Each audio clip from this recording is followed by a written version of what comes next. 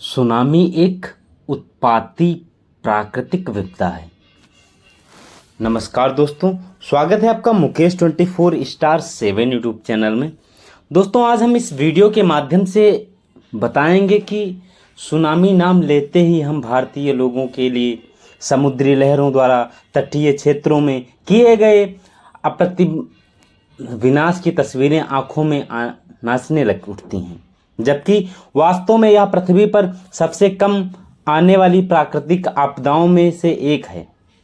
कुछ एक आपदों को छोड़कर दिया जाए तो सुनामी द्वारा होने वाला विनाश भी अधिक नहीं देखा गया है।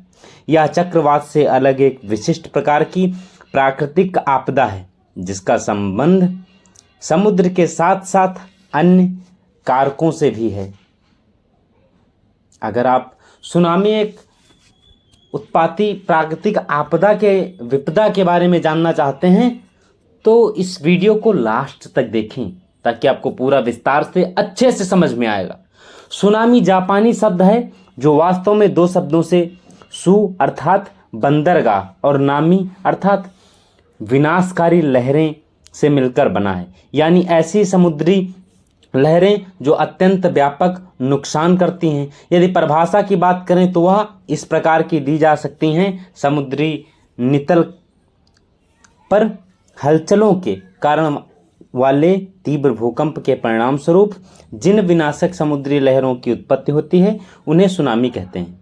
इन लहरों की गति अपने उत्पत्ति स्थान पर अत्यधिक होती है, लगभग 600 किलोमीटर पर घंटे, परंतु ऊंचाई काफ़ी कम होती है, लगभग 3 से 5 फीट। किंतु जैसे जैसे तटीय क्षेत्रों की ओर बढ़ती हैं, इनकी ऊंचाई बढ़ती जाती है और गति कम होती है तथा तट से ये 80 से 100 फीट तक की ऊंचाई व 150 से 200 किलोमीटर पर घंटे की गति के साथ टकराती हैं। अपनी अधिक ऊंचाई व गति के कारण ही ये तटीय भागों में व्यापक विनाश करती हैं।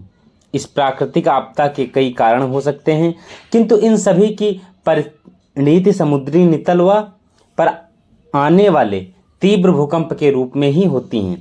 जैसे समुद्री नितल पर तीव्र भूकंप के कारण प्लेटों में टूटन, यह सुनामी आपदा का सबसे प्रमुख कारण है। कई बार समुद्री नितल के नीचे भूगर्भ के मुक्त ऊर्जा की मात्रा इतनी अधिक होती है और भूकंप तरंगे इन प्रचंड रूप से भूपटल पर आघात करती हैं कि विवर्तनिक प्लेटों के दरारें आ जाती हैं और प्लेटें भी जाती हैं।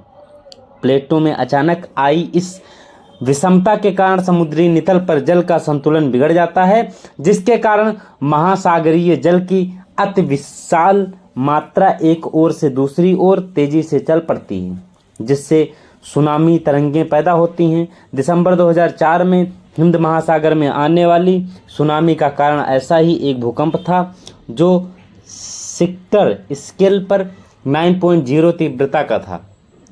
इसने समुद्री क्षेत्र में नीचे भारतीय प्लेट व बर्मा प्लेट के बीच के हिस्से को तोड़ दिया था, जिसके कारण सुनामी पैदा हुई। इसी प्रकार मार्च 2021 में दक्षिणी अटलांटिक महासागर, दक्षिणी सैंडविच द्वीप और अगस्त 2021 में दक्षिणी पश्चिमी प्रशांत महासागर क्षेत्र न्यूजीलैंड केरमाडेक क्षेत्र में सुनामी आई। यद्यपि विनाश अधिक नहीं हुआ।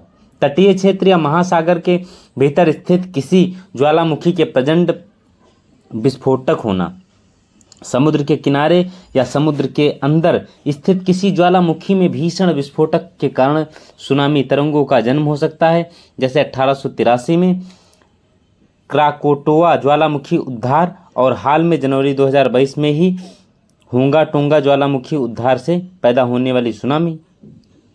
जलमग्न भूस्खलन यह स्थिति तब बनती है जब गुरुत्वाकर्षण या अन्य किसी कारण, मुख्यतः भूकंप के छिलछे महाद्वीप मग्न तट से मलबे और अवसाद की बहुत बड़ी मात्रा काफ़ी तेज से गहरे समुद्र में अंदर ढाल की ओर खिसक जाती है। इस स्थिति में भी सुनामी का जन्म होता है। भूस्खलन या हिमस्खलन यह स्थिति तब बनती है जब गुरुत्वाकर्षण या अन्य किसी कारण, मुख्यतः भूकंप से किसी समुद्री क्षेत्र का बांध किनारे स्थित स्थलीय भाग से मलबे और अवसाद की बहुत बड़ी मात्रा काफ़ी तेजी से जलीय क्षेत्र में अंदर की ओर खिसक जाती है। इस स्थिति में भी सुनामी का जन्म होता है। जैसे 1963 में इटली के वायनजोंट बांध क्षेत्र में ऐसी घटना का होना, ध्रुवीय क्षेत्रों में भी हिमस्खलन के प्रभाव से ऐसी घटनाएं होती रहती हैं। टेली सुनामी क्या है? शायद आपको टेली सुनामी के बारे में भी नहीं पता होगा। जब सुनामी लहरों का प्रसार व प्रभाव इतना अधिक व्यापक हो कि वह अपने उत्पत्ति वाले समुद्री क्षेत्र को भी पार करते हुए हजारों मील दूरी स्थित क्षेत्र तक को भी अपनी चपेट में ले लें, तो उसे टेली सुनामी या मेगा सुनामी का समुद्र पारीय सुनामी कहते हैं। 1883 की क्राकटोआ सुनामी, 2004 की हिंद महासागर सुनामी, 2021 की दक्षिणी अंटलिक महासागर सुनामी आदि इसी प्रकार की सुनामी थी, जिनका प्रभाव हजारों मील दूर के क्षेत्रों पर भी देखा गया। 2004 की हिंद महासागर सुनामी का प्रभाव पूरे हिंद प्रशांत क्षेत्र, पश्चिमी ऑस्ट्रेलिया के तटीय भाग, मेडागास्कर और अफ्रीका महाद्वीप के पूर्वी व सुदूर दक्षिणी भाग तक देखा गया था। सुनामी में से विनाश यूं तो मोटे तौर पर सुनामी से अधिक विनाश होता नहीं देखा गया है, परंतु किसी भी अपवादा स्वरूप कुछ सुनामी ऐसी अवश्य रही हैं जिनके द्वारा मचाई गई विनाश लीला इतिहास में दर्ज हो चुकी हैं और जिनके प्रभाव से उबरने में कई वर्षों तक का समय लगा। ऐसी ही सुनामी 1883 में क्राकातोआ ज्वालामुखी विस्फोटक के समय उत्पन्न हुई थी।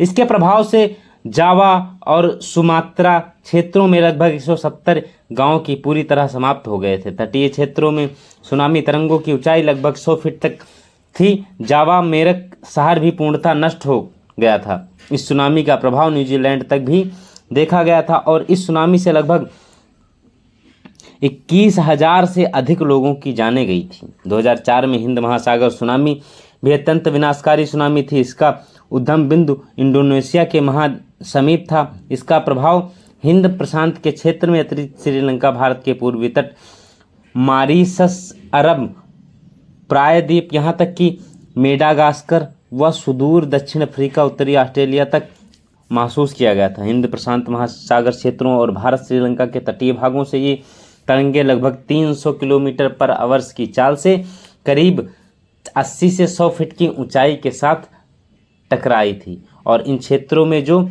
महाविनाश हुआ उनमें लगभग 2.50 से अधिक लोग मारे गए थे। सुनामी का पूर्व अनुमान व चेतावनी तंत्र क्या है? प्रौद्योगिकी और वैज्ञानिक जानकारियों के विकास के साथ साथ सुनामी जैसे काफ़ी कम आवृत्ति वाली प्राकृतिक विपदाओं के पूर्वानुमान व चेतावनी तंत्र को भी विकसित करने का प्रयास किया गया है। यद्यपि समुद्री नितल पर आने वाले भूकंप का पूर्वानुमान अभी भी सटीकता से नहीं किया जा सकता है, लेकिन भूकंप आने के बाद भूकंप जनित समुद्री तरंगों की रफ्तार, उनकी ऊंचाई व प्रभाव का पूर्वानुमान उस विशेष की मौलिक व भूगर्भीय परिस्थितियों की अतीत घटनाओं को देखते हुए एक हद तक अवश्य किया जा सकता है। अमेरिका में इसके लिए नेशनल ओशियन एंड NOAA इसे शॉर्टकट में कहा जाता है के तत्वाधान में 2 सुनामी वार्निंग सेंटर TWC स्थापित किए गए हैं। पहला प्रशांत महासागर में हवाई धूप जैसे 1946 में यहाँ आई सुनामी के बाद स्थापित किया गया और दूसरा अलास्का में 1964 में आए अति भीषण भूकंप और सुनामी जिसमें 200 से अधिक लोग मारे गए थे, उसके बाद यह केंद्र बनाया गया था। ये दोनों केंद्र अपने दक्ष वैज्ञानिकों और उनकी पूरी टीम के साथ 24/7 आवृत्ति पर कार्य करते हैं। सुनामी पूर्वानुमान के लिए ये केंद्र DART deep onions assistance and reporting of system की मदद लेते हैं, जो समुद्र में तैनात अत्याधुनिक सेंसर युक्त इलेक्ट्रॉनिक पीपों जिनका संपर्क उपग्रहों से होता है से प्राप्त सिग्नलों पर आधारित है। NOAA से अमेरिका के चारों ओर प्रशांत महासागर, अटलांटिक महासागर, मेक्सिको की खाड़ी आदि समुद्री क्षेत्रों में ऐसे लगभग 40 पीपों का अंतर संबंधित नेटवर्क किया गया है। ये पीपे समुद्री नितल पर होने वाली हलचलों और समुद्री तल में होने वाले बदलाव की जानकारी केवल अमेरिका को देते हैं, बल्कि उसके पड़ोसी देशों के साथ भी साझा करते हैं। ऐसा नहीं है, भारत में 2004 तक सुनामी के विषय में एक ऐसी विशेष जानकारी नहीं थी, जिसके कारण इस दिशा में तब तक कुछ प्रयास नहीं किए गए थे। 2004 में हिंद महासागर सुनामी की जो विनाशकालता भारत पड़ोसी देशों के देखने को मिली, उसके बाद में इस क्षेत्र में भी सभी देशों ने इस दिशा में प्रयास आरंभ की। भारत में पृथ्वी मंत्रालय के अंतर्गत Indian national centre of ocean information system NICOIS संगठन के वर्ष 2007 में देश में सुनामी त्वरित वार्निंग सिस्टम की स्थापना की गई, जो वास्तव में INCOS अंतरिक्ष विभाग, विज्ञान का प्रौद्योगिकी मंत्रालय, CSIR सर्वे ऑफ इंडिया, भारतीय समुद्री प्रौद्योगिकी संस्थान के युक्त प्रयासों का प्रतिफल था। भारत का यह त्वरित सुनामी वार्निंग सिस्टम देश के तटीय भागों के कार्य, भूकंपीय, स्टेशनरी, समुद्री के कार्यरत रहे हैं। वैसे अगर इसके बारे में देखा जाए तो इसके बारे में समय के साथ साथ ऐसी नई तकनीकी की भी खोज की जा रही हैं, जिससे सुनामी का ज़्यादा बेहतर और अधिक त्वरित पूर्वानुमान किया जा सकता है। नोवा के अनुसार वर्तमान में कार्यरत डार्ट प्रणाली द्वारा भूकंप आने के बाद सुनामी तरंगों की मौजूदगी को सुनिश्चित करने में न्यूनतम लगभग 2 घंटे का समय लगता है। यदि किसी स्थान पर ये तरंगे इस अवधि में से पहले पहुंच जाती हैं तो वहां जन धन की हानि को रोका नहीं जा सकता है। नोवा इसी कारण एक ऐसी तकनीक पर कार्य कर रहा है जिसकी सहायता से सुनामी की मौजूदगी भूकंप के कुछ मिनटों के भीतर ही सुनिश्चित की जा सकेगी। ऐसा करने से में समुद्री तरंगों की गति के कारण उनके इर्द गिर्द बनाने वाली मैग्नेटिक फील्ड वैज्ञानिकों के अनुसार जो सूक्ष्म होती हैं परंतु डिटेक्ट की जा सकेंगी, मदद ली जाएगी। वैसे क्या आपको भी इन चीज़ों के बारे में कुछ पता है? अगर पता है तो हमारे कमेंट बॉक्स में कमेंट करके बताएं। और सुनामी एक उत्पत्ति प्राकृतिक विपदा के बारे में वीडियो देखने के लिए मुकेश 24*7 यूट्यूब चैनल को सब्सक्राइब करें। ऐसी इंफॉर्मेटिव स्टडी रिलेटेड वीडियोस देखने के लिए कमेंट बॉक्स में कमेंट करें। मिलेंगे हम आपको एक नई वीडियो के साथ में।